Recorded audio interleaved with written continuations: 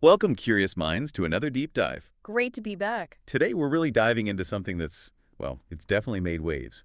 Dr. Jordan Peterson's 12 Rules for Life, an antidote to chaos. Yeah, it's hard to miss the conversation around this one, isn't it? It's been huge. Exactly.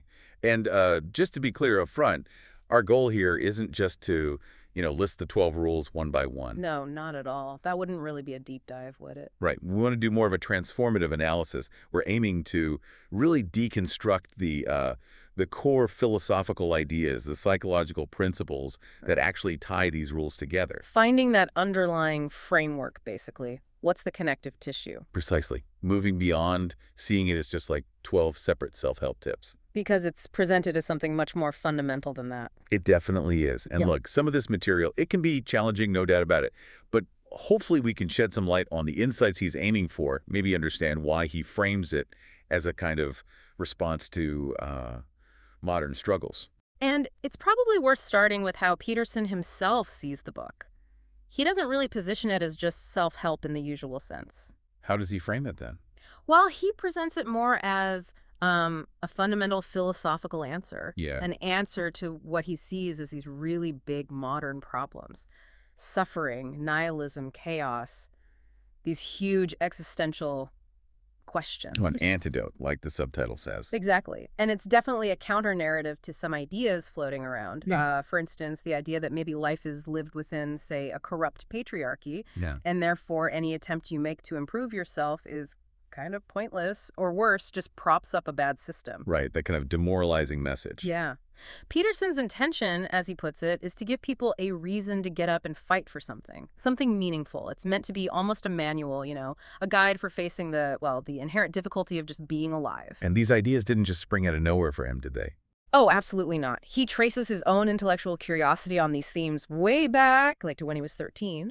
And then he spent decades, testing these ideas, refining them in his clinical practice through public lectures, endless discussions, really grounding them in lived experience. Okay, so that sets the stage. Let's get into the first big theme then, this foundational duality he talks about, chaos and order. Right. This is absolutely central to his whole way of thinking. Peterson's entire framework, you could argue, is built on this idea that existence is a constant negotiation between these two fundamental forces. How does he define them specifically? Chaos first, maybe. Okay, so chaos. For Peterson, chaos is primarily the unknown. It's the realm of potential where anything could happen, but it's also inherently dangerous because it's unstructured. Like things you haven't encountered yet. Exactly. It's what's before you, or maybe outside the firelight, outside the walls of your town, even outside the borders of your country. It's that vast unknown, and crucially, it's a permanent part of life. It never fully goes away. Okay, so that's chaos. What about order? Order, then, is the opposite. It's structure. It's the established way of doing things, the known territory. It provides safety, predictability. Sounds like the good guy in this scenario. But here's the nuance, and it's crucial. Order also contains the potential for tyranny. It can become too rigid, too restrictive, oppressive. It can stifle creativity and necessary change. So it's not a simple good versus evil. Not at all. It's this dynamic tension. He argues that real psychological health isn't about picking one and eliminating the other because you can't. It's about learning to navigate the relationship between them. And he argues this isn't just some abstract philosophy, right? He sees it everywhere. Precisely. He sees this duality woven into the fabric of human experience, and it shows up constantly in our myths and stories. He uses the Lion King, surprisingly perhaps, as a really powerful example. The Lion King. How so? Think about the opening scene. That sweeping vista of the African plain, all the animals gathering peacefully. You have Mufasa on Pride Rock, bathed in sunlight, the very picture of a benevolent, strong, paternal king. Order embodied. Okay, I see that. The structure, the hierarchy. Right. And then Simba's presentation, Rafiki lifting him up like a new messiah. The music swells, the animals bow.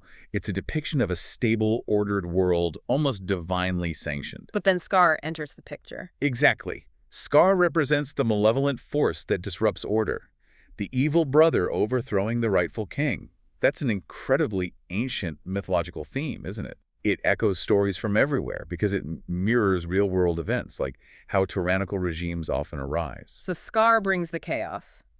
Or is it a corrupt form of order? It's more like the malevolence within order turning it tyrannical. Peterson talks about the malevolence of the arrogant intellect, comparing Scar to figures like Milton's Satan, someone who thinks their own knowledge is absolute, who rejects any higher transcendent value. That's the danger. Order becoming rigid, self-serving dogma. That belief that I know everything I need to know. Precisely. That intellectual arrogance is the seed of tyranny, he argues. But the story continues, right?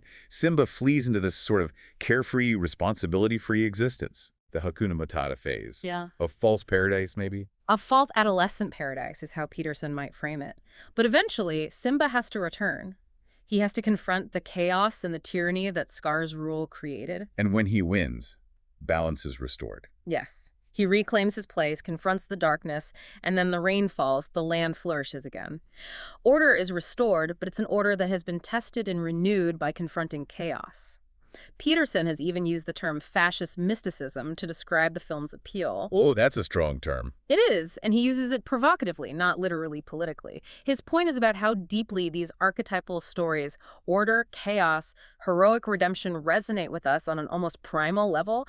Their power transcends simple politics. So the myths tap into something fundamental about our experience. Absolutely. This abstract mythological landscape, he argues, reflects a universal human truth. Our knowledge, no matter how advanced, is always surrounded by an infinite ocean of ignorance. We're always standing between the known and the unknown.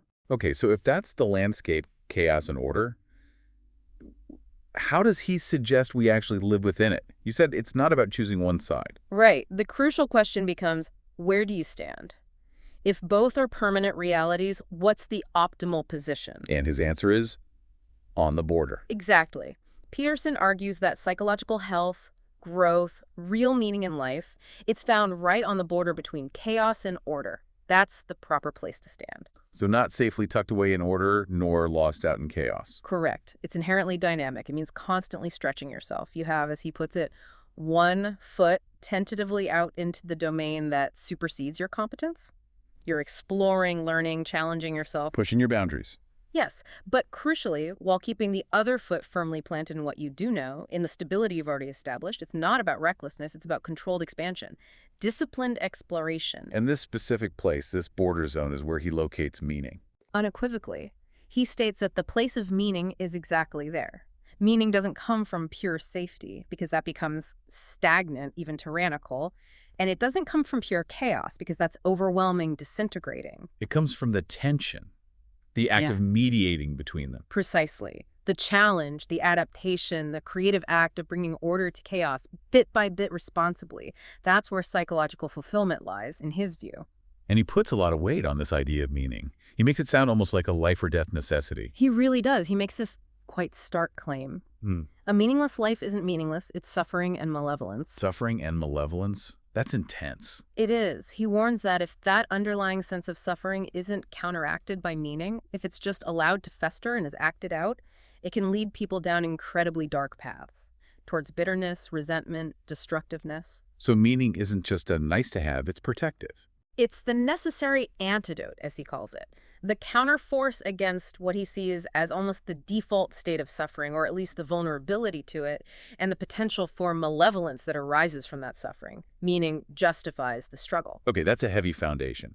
How does this translate into the specific rules? Let's look at Lesson 2. Individual sovereignty, responsibility, hierarchy. Starting with Rule 1. Stand up straight with your shoulders back. Right. Seems simple, almost cliche advice. Yeah, like something your mom would tell you. But he grounds it in something much deeper, doesn't he? This idea of ancient hierarchies. He does. He connects it directly to the ancient nature of hierarchies and their near universal existence among living things. It goes way beyond human culture. How so? What's the biological connection? He talks about neurochemistry. Posture, he argues, is tightly associated with serotonin and emotional regulation. Standing tall, occupying space, that posture signals confidence and lower stress, and it actually influences your brain chemistry. Because it literally makes you feel better or less anxious. That's the idea. It can help regulate your mood, dampen negative emotions. It's not just looking confident, it's biochemically nudging yourself in that direction. And it affects how others see you too, right? The lobster analogy. The famous lobster analogy. The core idea is that presenting yourself confidently makes others more likely to treat you well, to take you seriously. You get treated like a #1 lobster, not a number 10 lobster. You get the benefit of the doubt. Exactly. And he argues our brains are wired for this. We have these extraordinarily ancient neurological systems that process status and hierarchy. Serotonin levels are involved here too. Higher status, more stable serotonin, better mood regulation, lower status, or being tossed down the hierarchy. Like getting fired or a big failure. Right. That wreaks havoc with your serotonergic function. You become more sensitive to negative emotions, more likely to display submission signals physiologically, like the defeated lobster. It's interesting he emphasizes competence hierarchy over power hierarchy. What's the distinction there? He suggests that often, especially in functional groups, status isn't just about raw power or dominance, but about actual competence. The ability to solve problems, contribute value, organize things effectively. Like his example of popular kids often being good at organizing games, not just being bullies. Precisely. Their status comes from being useful, from facilitating positive interactions. Then he brings in these mathematical concepts, Pareto and Price's law. Okay, explain those briefly. These sound complicated. They describe a pattern seen everywhere. The Pareto distribution, often called the 80-20 rule, suggests, for example, 80% of the effects come from 20% of the causes. Price's law is more specific. The square root of the number of people will do half the work. So in a company of 100, 10 people do half the productive work. Roughly, yes. And he points out this pattern isn't just social, it applies to city sizes, wealth distribution, even the massive stars. It suggests that inequality in outcomes is, in some sense, a natural feature of complex systems. That's a really controversial idea, that inequality is somehow inevitable. It absolutely is, and Peterson acknowledges it's a hard problem with no easy fix. But his point isn't necessarily to justify all inequality. It's more to say that hierarchies based on competence seem to emerge naturally, and that attempts to completely flatten them can have disastrous, unforeseen consequences. He argues that systems like the free market, while generating inequality, have also lifted billions out of poverty. So, accept the reality of hierarchy, understand your place in it, signal competence. How does this connect to personal responsibility? That seems like the next logical step with Rule 2. Directly. Rule 2 is treat yourself like someone you are responsible for helping. And Peterson makes a really sharp contrast here. This isn't about just being good to yourself in an indulgent way. Like, I deserve this treat. Exactly. He asks, would you let your dog eat junk food all day, never exercise, have no discipline? No, you'd guide it towards health because you're responsible for it. Why offer yourself less care? That's a challenging comparison. He talks about clients he's had, right? People with money but no purpose. Yes, his clinical experience heavily informs this. He saw people who had material comfort but were deteriorating because they lacked meaning, lacked direction. Just giving them more ease was not going to fix that. They needed to figure out who they wanted to be. They needed a goal, a vision for themselves. A vision and the responsibility that comes with pursuing it. He emphasizes the power of incremental improvements, small steps consistently taken. This links to the Matthew principle he mentions. To those who have everything, more will be given. Yes, he frames it as a kind of natural law of accumulation. Small positive habits, small gains in competence, they compound over time, like tracking your time. If you notice you waste hours on something unproductive and decide to shift even 15 minutes a day towards something better. Over time, that adds up significantly. Exponentially, potentially, it builds momentum, which leads right into Rule 6. Set your house in perfect order before you criticize the world. Another really challenging one. What's the core message there? Tidy your room before you complain about politics. It's deeper than that, though that's the starting point. It's about binding ambition with humility. Focus on what's immediately within your sphere of control, the things right in front of you that you will suffer for if you get wrong. Why is that so important before looking outward? He draws heavily on his studies of totalitarianism and atrocity. He argues that dwelling on external grievances, nursing resentment about the world's flaws without addressing your own flaws and responsibilities can lead to very dark places. Like the Columbine example he uses, believing existence itself is corrupt. Exactly. That kind of nihilistic rage often stems from unaddressed personal chaos and suffering, projected outward. He contrasts this with someone like Solzhenitsyn in the Gulag Archipelago. How does Solzhenitsyn fit in? Solzhenitsyn, writing about the horrors of the Soviet system from within it, also engaged in deep self-reflection, confessing his own failings, his own complicity. Peterson suggests this act of personal accountability, this internal ordering, was profoundly powerful, even contributing to the system's eventual dissolution. So fixing the world genuinely starts with fixing yourself. That's the fundamental argument. Constrain your own capacity for malevolence, your resentment, your deceit, your laziness, and stop being useless. Take responsibility for your own life first. That's the prerequisite for any meaningful contribution to improving the world. Okay, that leads us naturally into the next big theme, meaning as the antidote to suffering. This feels like the real core of the book. It really does. He circles back to suffering constantly, but frames it not just as pain, but often as a combination of suffering and malevolence. That malevolence, bitterness, resentment is what grows in the vacuum left by meaning. And meaning itself is an instinct. He argues it's something fundamental, psychobiologically rooted. We need purpose. We need something to push back against the inevitable hardships. It's the counterweight. And the key distinction here is between what's expedient and what's meaningful. Can you unpack that? Sure. Expedient is the easy path. Short-term gain, immediate gratification, avoiding difficulty. Think cutting corners, telling white lies, procrastinating. The path of least resistance. Exactly. Meaningful, in contrast, is almost always the harder path. It involves responsibility, facing challenges, aligning with deeper values, aiming for long-term flourishing, even if it requires short-term sacrifice. So the rules are essentially pushing you towards the meaningful path. Consistently. They advocate for voluntarily confronting difficulty. That's where meaning is forged. He brings back the Lion King again.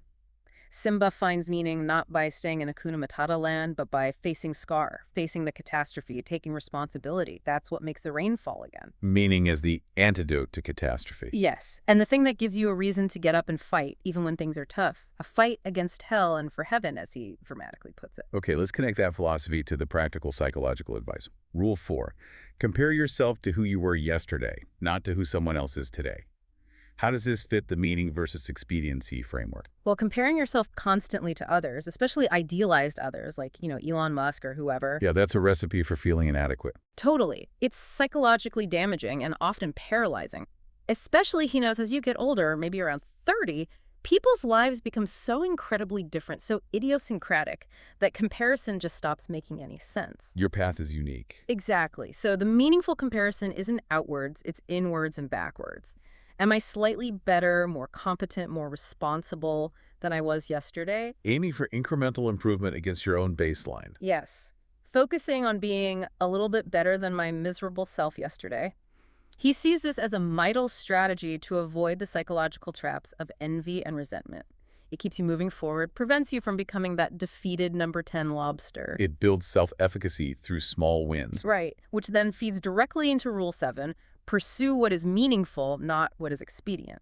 You describe this as the core ethos. It really feels like it ties everything together. It's the direct application of that voluntary confrontation with difficulty idea. And psychologically, choosing meaning over expediency is presented as the direct antidote to those destructive emotions we talked about: resentment, envy, bitterness, the whole victim mentality. Because if you constantly choose the easy way out, avoid responsibility. Then when suffering inevitably comes, as it does for everyone, you have no framework to handle it except bitterness. You become cynical, cruel, maybe narcissistic, deceitful, feeling the world owes you something, maybe even wanting revenge against existence itself for being unfair. Wow. So pursuing meaning is the alternative path. It's the only constructive alternative presented.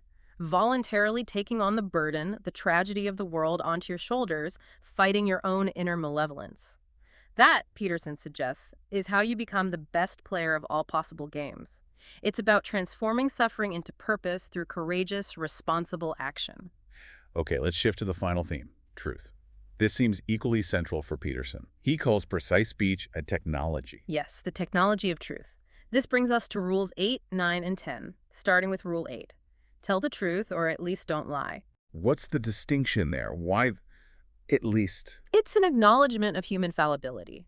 We're often ignorant, we make mistakes, we can be wrong without intending to lie. A lie, for Peterson, is specific. When you know that what you're saying is not true and you say it anyways, it's conscious deception. And he argues this has real consequences for the liar. Profound ones. He claims deceit literally changes you in the direction of the deception. It affects your psychophysiology, maybe even your brain structure. Each lie corrupts your internal map of reality. Making it harder to navigate the world effectively. Exactly. If your map is wrong, you keep bumping into things, things don't go well. He also sees writing as even more powerful than speech here focused speaking that requires deeper thought, having a bigger impact on shaping the self. Truthfulness keeps your map aligned with the territory. Which makes Rule 10, be precise in your speech, incredibly important. Absolutely. He connects this to the idea of knock and the door will open. You have to articulate the problem precisely before you can even begin to solve it. You can't aim at a fuzzy target. He uses that gorilla experiment, right? To show how much we miss. Yes, the selective attention test. People counting basketball passes miss a man in a gorilla suit walking through. It illustrates our perceptual blindness. We filter out most of reality just to function. Which is necessary, but dangerous if we filter out important things. Precisely. We use the simplest possible perceptual scheme to cope with complexity. But if we ignore the elephant under the carpet, the god-awful monster of a real unaddressed problem because it's easier not to see it, Then chaos compounds. it festers and grows. Precise speech is the tool, the technology, to drag those monsters into the light, define them, and then potentially deal with them. It builds clarity, enables problem solving, and fosters trust. And this need for clarity and truth connects to Rule 9. Assume the person you are listening to might know something you don't. Perfectly. If precise speech helps you articulate reality, genuine listening helps you understand reality more broadly. Rule 9 is about conversation, yes, but fundamentally about humility. Recognizing your own ignorance. Recognizing that what you don't know is more important than what you know. That's crucial for learning. He contrasts deep, long-form discussion with superficial media that often makes complex ideas seem foolish through oversimplification. So true listening is essential for updating your own map. Absolutely. It's better to learn and adapt than to just keep insisting you're right based on incomplete information. Acknowledging ignorance is the gateway to wisdom. Vague, deceitful, or unarticulated thoughts, whether your own or those you refuse to hear from others, just breed more chaos. Okay, so bringing this all together in the conclusion, what's the ultimate takeaway from the 12 rules viewed through this philosophical and psychological lens? I think it's that this isn't a recipe for easy happiness at all. It's a demanding guide for finding meaning. And that meaning, as we've seen, is forged by voluntarily confronting difficulty. Taking responsibility, facing suffering. Taking the tragedy of the world onto your shoulders, yes, and fighting the malevolence in your own heart. He uses that powerful image of the cross, the place where suffering and truth intersect, as symbolizing how to orient yourself in the world across all possible situations or hierarchies. And connects this to being made in the image of God. He interprets that not literally, but as humans possessing the unique capacity to confront potential, the chaos, with truth and courage, and through that confrontation, make what's good out of potential. To bring order out of chaos through conscious, truthful action. So the final call to action is pretty blunt, isn't it? It is. Don't be so damn useless and constrain some of your malevolence. That's about as direct as it gets. And the justification for existence comes from that. Taking care of yourself, being a net positive, confronting your own darkness. That's the core of it. The rules are essentially a manual for becoming capable, responsible, and truthful. And that kind of individual is the best defense against chaos. That's the argument. That individual can face the chaos of existence and produce out of potential what is good. It's a hard path, a demanding one, but it provides that necessary reason to get up, even when life is painful or seems meaningless. It offers that fight against hell and for heaven. Wow. Well, this deep dive has certainly shown there's a lot more under the surface of 12 rules for life than just, well, 12 rules, the whole worldview, really. Yeah. A challenging one, but definitely offering a framework for thinking about agency, responsibility, and meaning. Absolutely. It forces you to consider how you engage with difficulty, how you use language, how you position yourself in the world. So as we wrap up, maybe a final thought for our listeners to chew on, building on these ideas. How about this? Consider the real moment-to-moment implications of living a life where every word, every thought, every action is either tilting the world slightly more towards chaos or slightly more towards meaning. What hidden elephants under the carpet, what unarticulated problems might be waiting in your own life, ready for the clarifying power of precise, truthful speech?